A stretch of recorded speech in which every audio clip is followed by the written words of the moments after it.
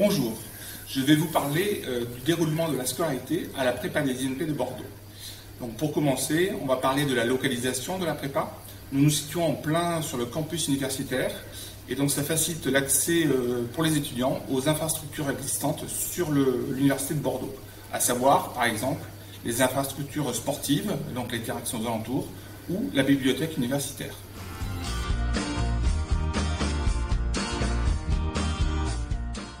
Je vais maintenant vous présenter le contenu pédagogique de la prépa des INP d'un point de vue national. D'abord, il faut savoir que le volume hebdomadaire en présentiel est d'environ 30 heures, donc ce qui est à peu près comparable à ce qu'on peut faire au lycée. Par contre, ce qu'on va demander aux étudiants, nous, c'est au moins une vingtaine d'heures de travail en dehors de ces heures en présentiel. Et c'est ce qui représente la grosse différence par rapport au lycée, et donc une marge assez conséquente à franchir. En termes de contenu, la prépa est organisée en tronc commun et en enseignement électif. Je vais commencer par vous présenter le tronc commun.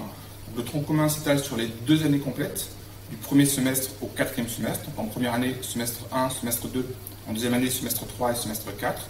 Donc ce contenu de tronc commun a un spectre assez large en sciences, puisqu'on a une formation généraliste qui ouvre à toutes les écoles en sortie. Donc dans ce contenu, on va retrouver des mathématiques pour environ 500 heures globalement. C'est un des gros points de la formation.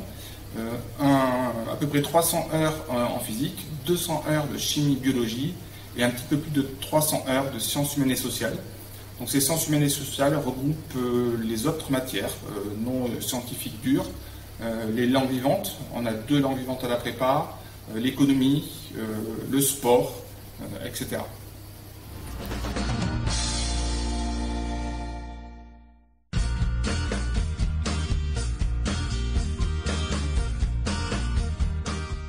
Nous allons maintenant parler des enseignements électifs. Donc, ces enseignements à choix ne se font qu'à partir de la 2e année, au semestre 3 et au semestre 4. Donc, au semestre 3, les étudiants ont à choisir 2 majeurs et 2 mineurs.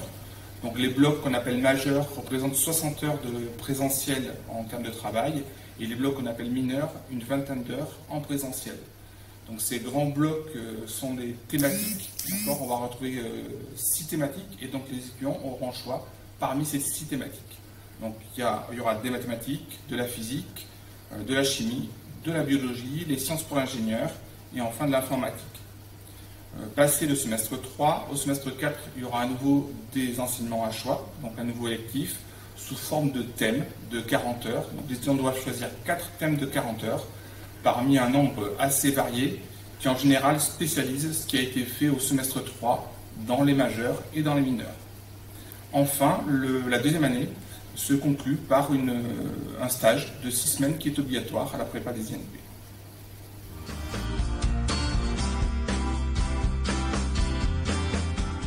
Nous allons maintenant parler du processus d'admission en école.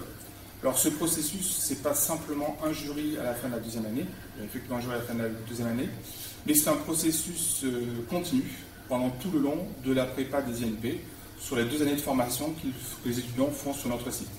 Donc pendant ces 2 années, on va leur présenter l'ensemble des écoles concernées, que ce soit en présentiel, où on va se déplacer avec les étudiants, ou en visioconférence.